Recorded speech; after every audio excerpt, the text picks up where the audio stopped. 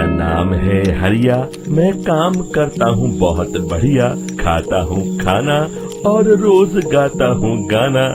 अरे यार, आज तो बहुत देर हो गई। इस खतरनाक जंगल को देखकर तो मेरे हाथ पैर ठंडे हो गए हैं। अगर मैं वक्त पर गांव नहीं पहुंचा तो मालिक बहुत नाराज हो जाएंगे। तभी हरिया को एक आवाज सुनाई देती है। सुनिए हरु जी। अरे, ये आवाज किसने दी? तभी हरिया को सामने कुछ दूर एक औरत खड़ी दिखाई देती है। अरे भाई, ये औरत अकेली इतनी रात को इस जंगल में क्या कर रही है? चलकर पूछना पड़ेगा। फिर हरिया अपनी बैलगाड़ी उस औरत के सामने लाकर रोक देता है और उससे पूछता है।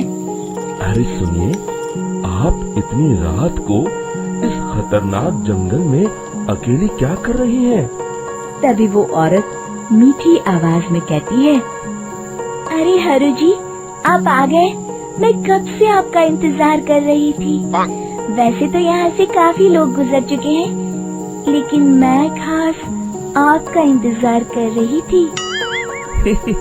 अच्छा, तुम सच कह रही हो? मुझे तो यकीन नहीं हो रहा है।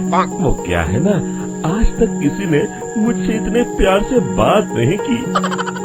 हाँ हाँ हरु जी, मैं सच कह रही हूँ।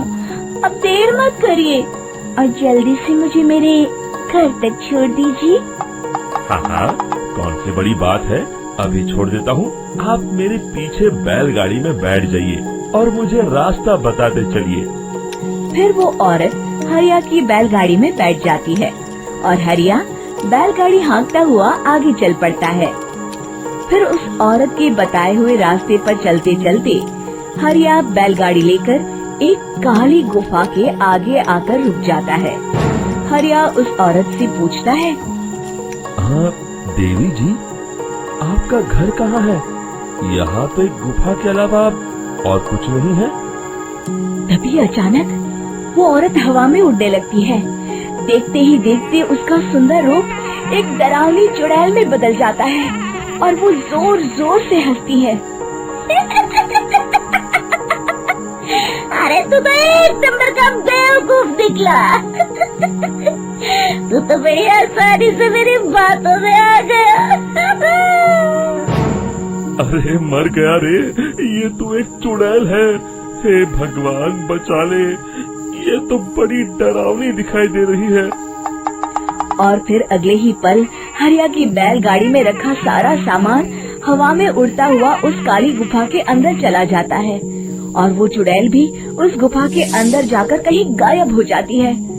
हरिया ये नजारा देख बुरी तरह घबरा और परेशान हो जाता है। अरे, ये चुड़ैल तो मेरा सारा सामान लेकर गुफा में गायब हो गई।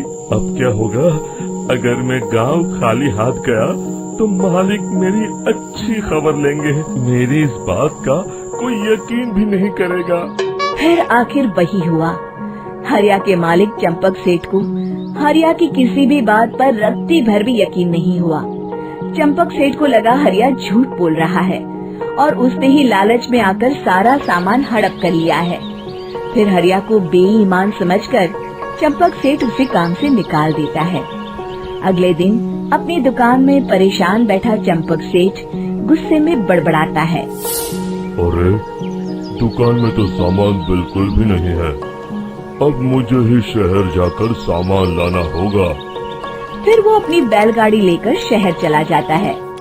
शहर से सामान लेकर जब चंपक सेठ वापस गांव लौट रहा होता है, तभी उसे एक आवाज सुनाई देती है। चंपक जी, ओ चंपक जी। अरे, ये तो कोई मेरा नाम लेकर मुझे पुकार रहा है। फिर उस रास्ते में वही औरत खड़ी दिखाई देती है। फिर क्या था, हरिया की तरह चंपक सेठ भी उस औरत के पास अपनी बैलगाड़ी लेकर जाता है और वो भी उसकी चिकनी चुपड़ी बातों के मुंह जाल में फंस जाता है। फिर चुड़ैल उसे भी अपनी गुफा तक ले जाती है और उसका सारा सामान लेकर गुफा में गायब हो जाती है। बेचारा चंपक सेठ लाचार होकर खाली हाथ गांव लौट आता है। फिर ये उस जंगल में रोज की बात हो जाती है। जो कोई भी शहर से कुछ लेकर गांव की तरफ लौटता, वो चुड़ैल उसे बेवकूफ बनाकर उसका सारा सामान लेकर गुफा में गायब हो जाती। एक दिन हरिया एक लकड़हारे को उसी जंगल की तरफ जाते हुए देखता है। फिर हरिया उसे रोकते हुए कहता है, अरे भाई, क्यों अपनी मौत को दावत दे रहे हो? मेरी बात मानो, आगे जंगल में मत जाओ, वहाँ एक बड़ी भयानक चुड़ैल रहती है। लकड़हारा हरिया की बातों को नजरअंदाज करते हुए कहता है, अरे भाई, मुझे पहले ही बहुत देर हो चुकी है, मुझे जाने दो भाई। शाम तक लकड़ियाँ काट कर शहर के बाजार में बेचना है। तुम अपनी ये कहानी किसी फुर्सत में बैठे इंसान को सुनाओ, अब मैं तो चला। इतना कहकर लकड़हारा वहाँ से आगे जंगल की तरफ चला जाता है। फिर अगले दिन गांव के मुखिया के घर के बाहर बहुत सारे लोग जमा हो जाते हैं। तभी हाथ में कुल्हाड़ी लिए खड़ा लकड़हारा कहता है, अरे मुखिया जी, अब आप ही हमें बचाइए उस जंगल वाली चुड़ैल से। हमारा सारा काम तो शहर से ही होता है। अरे मुखिया जी, उस चुड़ैल की वजह से तो मैं पूरी तरह बर्बाद हो गया हूँ। हम सबको मिलकर उस चुड़ैल का कोई इलाज करना पड़ेगा। तभी भीड़ में खड़ा बीरा कहता है, आप लोग चिंता मत करिए, कल से वो चुड़ैल किसी को नहीं लूट पाएगी। मेरे पास एक बहुत अच्छी तरकीब है। तभी चंपक सेठ उसका मजाक उड़ाते हुए कहता है, अरे तेरा नाम बीरा है तो क्या हुआ? तूने अभी उस चुड़ैल को देखा नहीं है? जाकर अपना काम कर, बड़ा आया।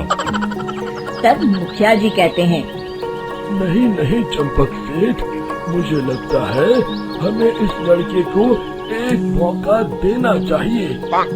फिर सभी गांव वाले मुखिया जी की बातों से सहमत हो जाते हैं और वीरा शाम को एक बैलगाड़ी में कुछ सामान लादकर उस जंगल की ओर चल देता है। वीरा, ओ वीरा, कहाँ जा रहा है? तभी वीरा मुड़ के देखता है, वही चुड़ैल एक औरत के रूप में खड़ी है। अरे बहन जी, मैं आपको ही ढूंढ रहा था। देखिए, मैं आपके लिए क्या लाया हूँ। अरे वाह, तो खुद मेरे लिए इतना सामान लाया है। तू ही अकेला गांव में समझदार है। जरा देखो, मैं भी खोल के, बड़े भूख लगी है। जैसे ही चुड़ैल उस सामान पर से कपड़ा हटाती है, एक भगवान शिव की तेज रोशनी उसके अंदर मूर्ति से निकलती है और चुड़ैल अपने असली रूप में आकर जलने लगती है। अरे मैं जल रही हूँ, बचाओ! बचाओ! ओम नमः शिवाय, मर गई मैं! देखते ही देखते वो चुड़ैल राख के साथ उड़ जाती है और सभी गांव वाले भी वहां आ जाते हैं। शिक्षा बुराई पे सदा अच्छाई की ही जीत होती है।